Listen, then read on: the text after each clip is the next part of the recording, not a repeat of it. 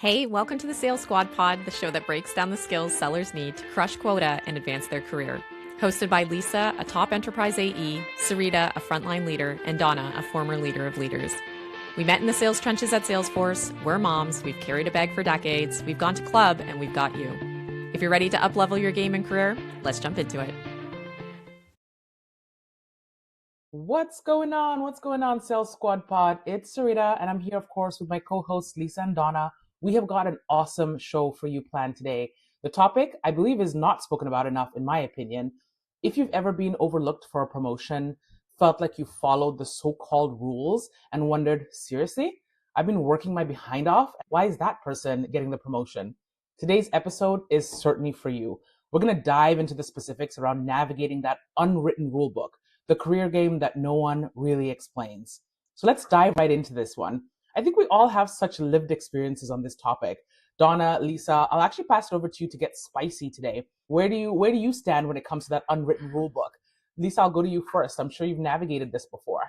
Donna looks so ready to jump in, but yes, I always try to do self-promotion in a humble way. So I'm very proactive about the way that I think about self-promotion.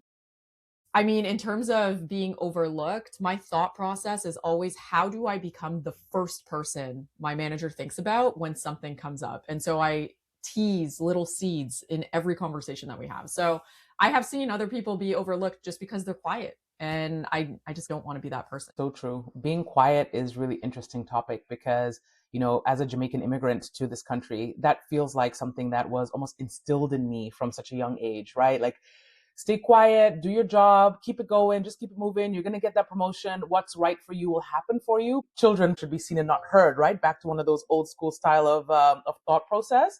But I don't think that applies in this day and age. Donna, what do you think? My sentiment kind of carries on what Lisa believes, where I actually think confidence is more important than competence when it comes to promotion, because you can have the most competent person. If they're not confident enough to speak about it and share their wins and toot their own horn a bit, let's be honest, you have to do that. If you don't have that ability to demonstrate confidence and talk about your wins, it doesn't matter. It's like the idea, if a tree falls in a forest and no one's around, does it make a sound? You can do all the great things. You need to be able to have the confidence to talk about it. At the end of the day, no one cares as much about your career as you do. So you have to put yourself in a position to win. And if you don't, you're just going to get stuck. The three things I want everybody to take away from today is through the lens of learning the business within the business, cultivating sponsors, not just mentors, and documenting and communicating your impact, which is really kind of a lot of what you guys have been speaking about thus far. So the first thing, learning that business within the business. Perform well, get promoted. That's what a lot of people believe. And that was one of the biggest mistakes I had made earlier on in my career of just thinking, listen, I'm doing the work. I should be getting the performances that are due to me. And I'm just going to keep going in that. Checked every box, exceeded every quota, positive one-on-ones, great relationships, but somehow, somewhere, still waiting.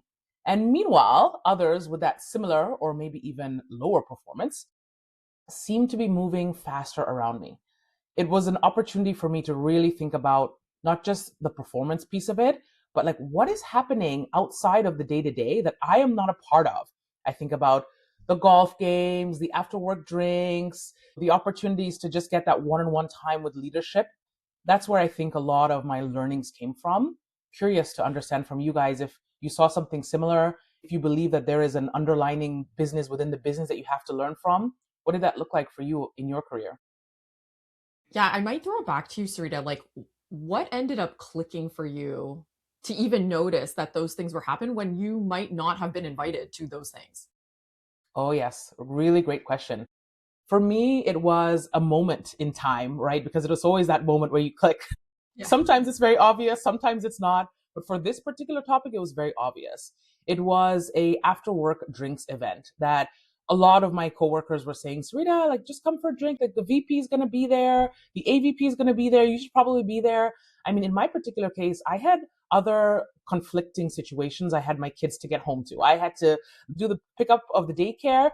And that was actually more important for me. But the interesting point for me was this AVPs at the time came to me and said, I would love to grab a drink with you.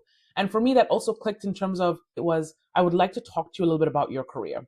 That was the moment for me that I realized that this person was not just a mentor, but just a sponsor as well, where she said to me, if you come, at least we can have this conversation that's outside the day-to-day normalities of what we do. I want to learn more about who you are outside the dashboard. And I didn't realize that that was also as important as the dashboard. And so it was an aha moment. That particular day, I actually called my husband and said, hey, listen, you got to pick up the kids. Like, I'm not coming home. This AVP said she wants to have a drink. I'm going to do that because it was a direct ask.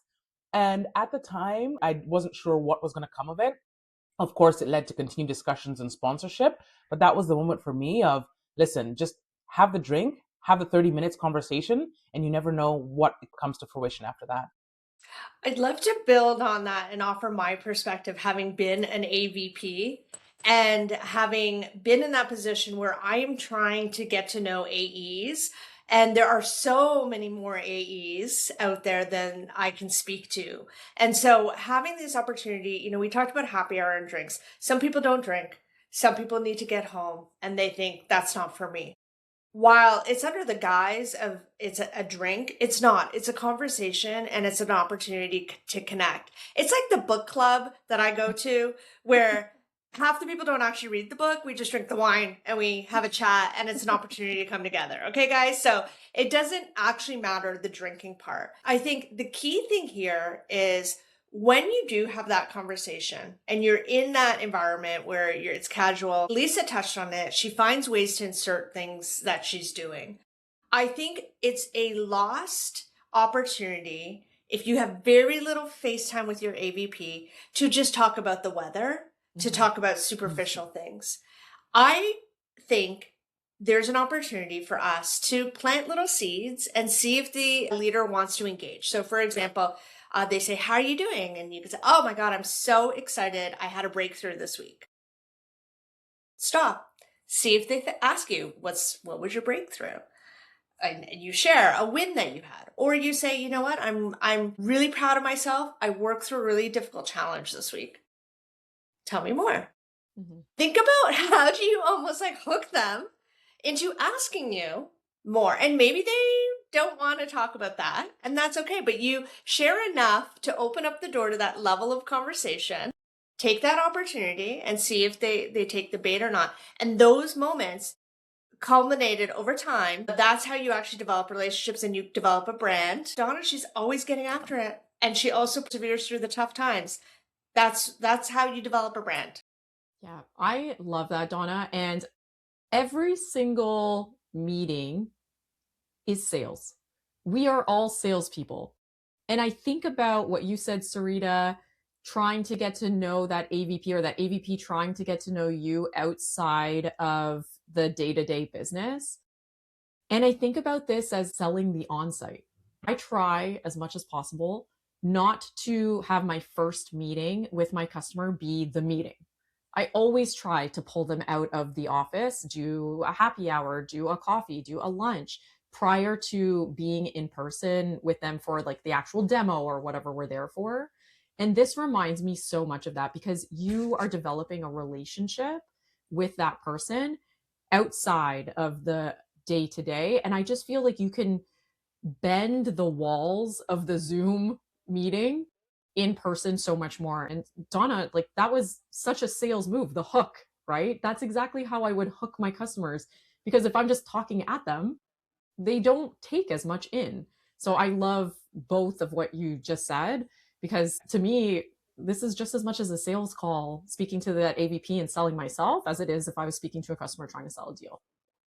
Absolutely. What I'm hearing is that run your career the same way you would run a sales cycle. Hope is certainly not a strategy.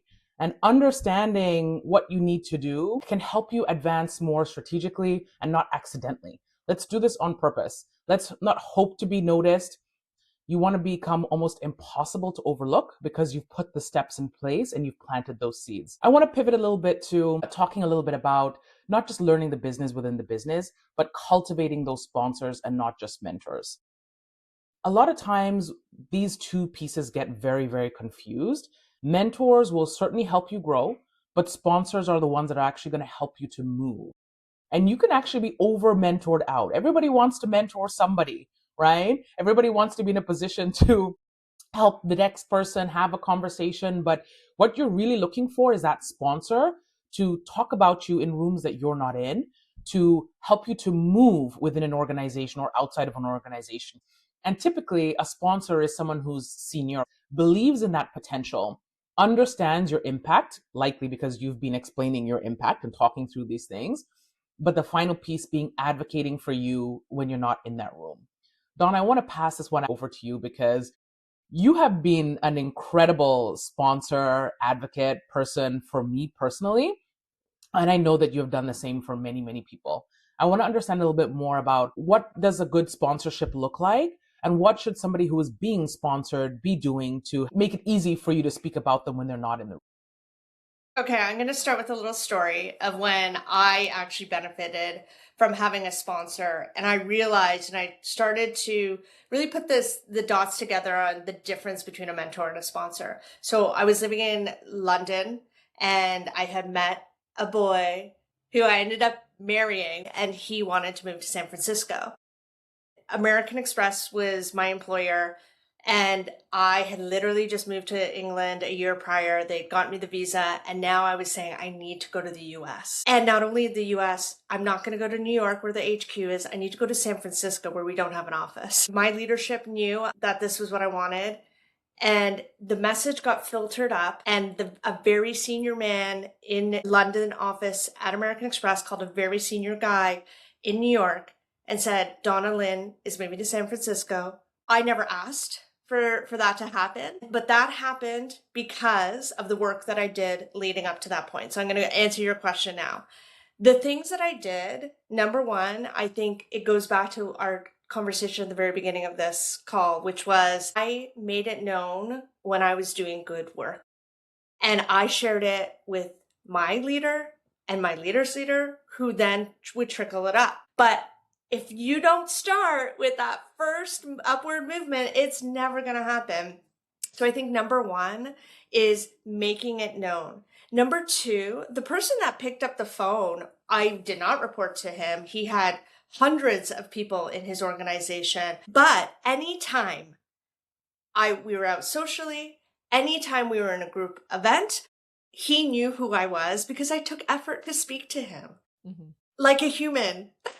And not just be afraid and, cower in the corner because he's so senior. He's just a human. One way to kind of get over that, I think, is let's say you have a really senior person that you want to develop a relationship with. Go on their LinkedIn, scroll all the way back. Where did they start? Marketing intern, analyst, whatever. That's who you're speaking to. Get out of your own head. Yes, the title is bigger, but think about who they were when they were your age. And remember, people want to pay it forward. I see what a meaningful difference that made in my life. And I want to do that for others. And that's just the type of leader I am. But there's so many leaders like me out there that want the opportunity to lift up others. But we need people to raise their hand. Let it be known that they deserve to be lifted up. I'm such a sucker for a good story. I was like tearing up while you were telling that because I was like, oh my gosh, everybody just wants to be recognized for the work that they do. But that was so good. And I've also benefited from being sponsored, and I also want to sponsor other people. I'm going to pose a question to both of you, Srid. I don't mean to hijack this, but actually, this could be a whole podcast. It's really around how do I ask for that? As somebody more junior in my career, do you ask or does it just happen? You do not ask for sponsorship. Sponsorship is something that happens organically. You ask for mentorship. Yes. You identify someone that you want to work with. You say, I'm looking for a mentor. Sponsorship is someone willing to go to bat for you. It is someone who's willing to put their name on the line for you. You don't ask for that. But the reality is sponsorship has to be a motivation that comes from within for that person, and you cannot force it. Because if you asked me to do something that I wasn't 100% on, it would actually rub me the wrong way. I don't think that, we don't have a relationship. If I had asked that senior leader who I didn't think I had enough foundation of a relationship to go to bat for me. I just don't think it would have worked the same way. He wanted to do it, and he wanted to do it because he had heard of the work that I had done. And my leader, who knew me really well, went to bat for me to him to make the call. In a room So that you were not in. I am not in the room. Yeah. You cannot make the ask, and that's why it goes back to, you have to make, it's like the ripples in a lake, right? You throw a stone and it makes ripples. You can impact that first stone being thrown, right? And then the ripples will happen, but you cannot ensure that that person is going to take it upon themselves to advocate for you. Yeah, I wholeheartedly agree. I think that mentors can become sponsors, but that just happens organically. You may start the relationship in more of a mentor-mentee style. Those rooms that these people are in, we're not invited into those rooms, but that's okay. As long as you've cultivated that sponsorship naturally. And I think that's what you're talking about, Donna, where it's not a specific ask. It's you have put in the work. You have done what needs to be done in order for that person to actually from within feel, listen, I've got to call this person's name. I've got to advocate for them, because not only does Donna deliver consistently, I trust her name. I know that you can handle the complexity and not just execution. I know that you are the person that's going to do the work because you've been sharing the impact driven updates, you've been doing the things and doing the right things in the right way. I do want to call out the delineation around the mentor and the sponsor, where a mentor might know that they are a mentor, but a sponsor probably doesn't know that they are sponsoring you. I was sponsored because my name was mentioned in a room that I was not in, and they had said, if you don't hire Lisa to backfill me, so this was a man who was promoted into leadership, he said that would be a loss on you to my current leader. And I didn't know that happened until months later.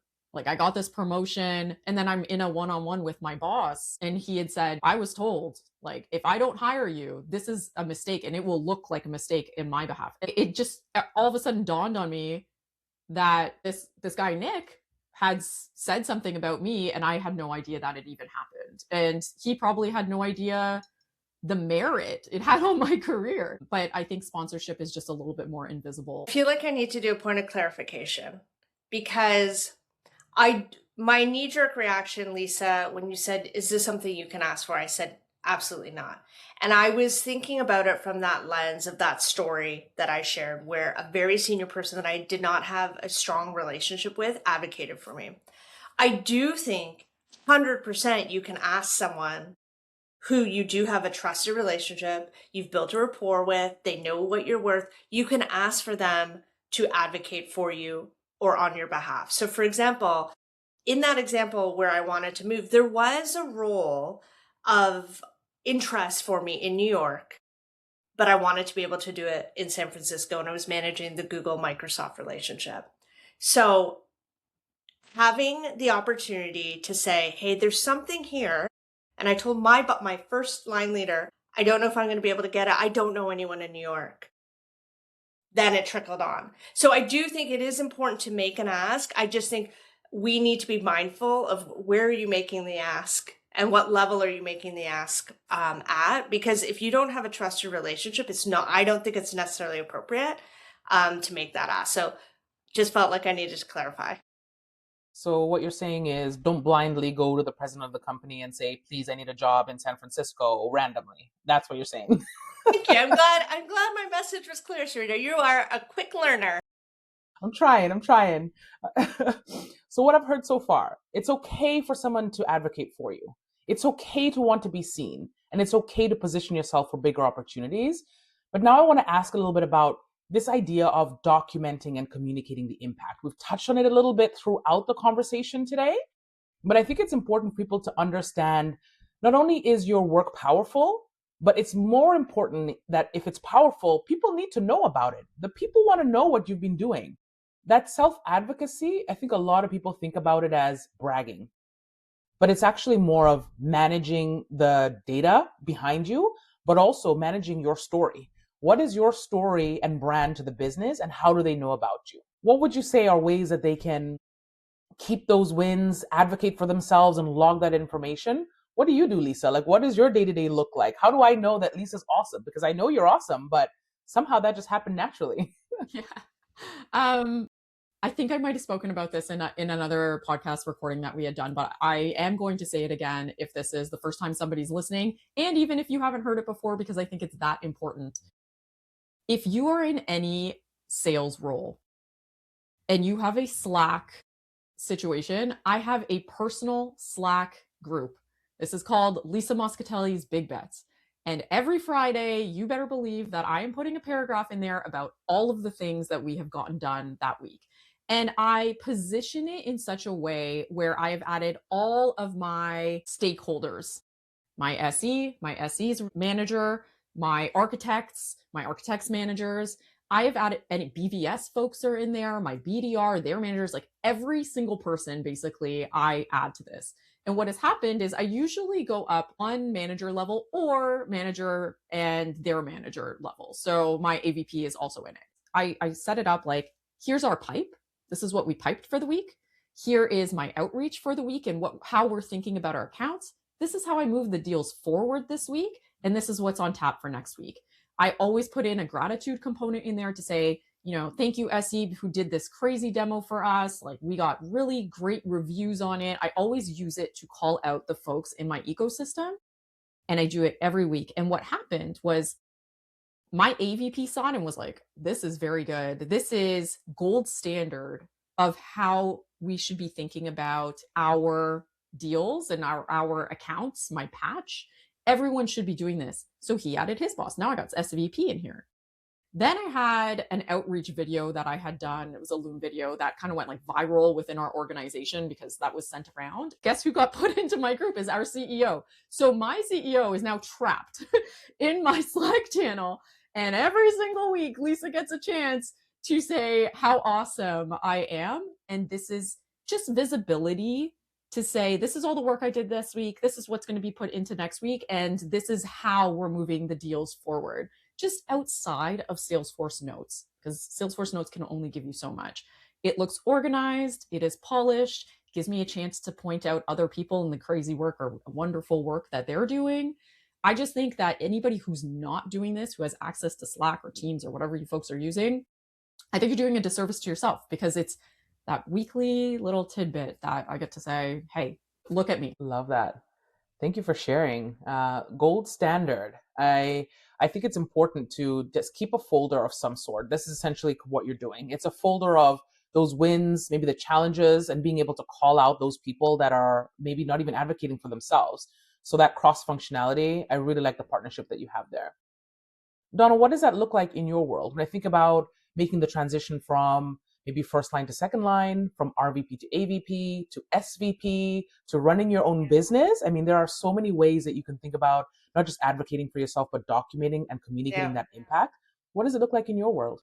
I think that Lisa makes a really important point because, like we've said over and over, if you don't say it out loud, it didn't happen. So if nobody knows about it, you're doing yourself a disservice. I personally have felt that the people that I'm willing to advocate for, I feel like I know what they are doing. And many of us feel as leaders that we don't want to micromanage. We don't want to ask, what did you do today? What did you do this week? Because then we don't want our people to feel this pressure that we're watching. However, if we don't want to ask and you don't want to tell, then we're in an environment where there's no information being shared. And when there's no information being shared, it doesn't bode well if you are trying to create a brand, because your brand is going to be created with or without you. So you can decide, are you going to add to that narrative, or are you going to let that brand be created without saying anything at all? And I think for me, I've taken in my career just opportunities personally.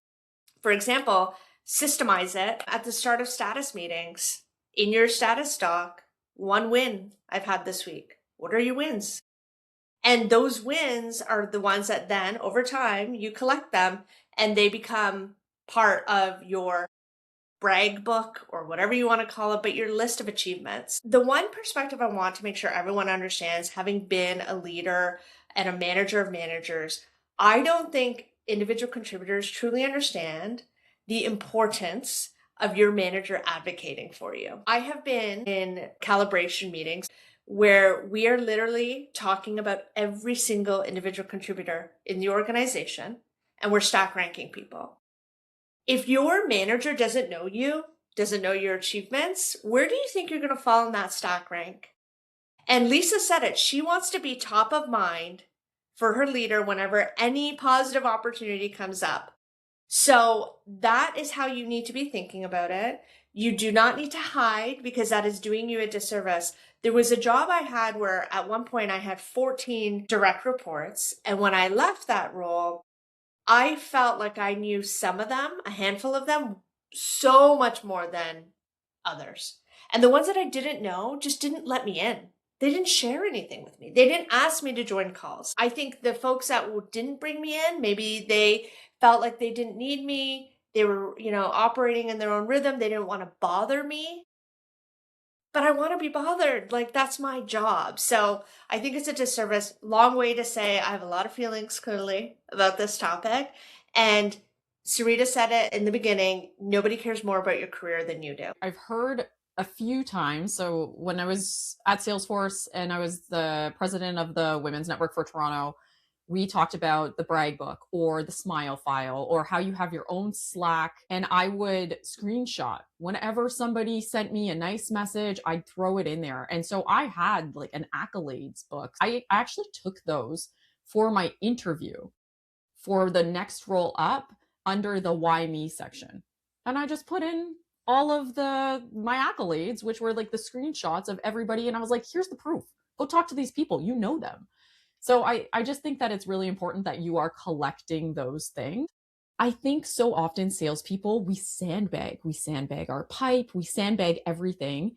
And I think it's, again, another disservice to yourself. I would overpipe and over ask for resources.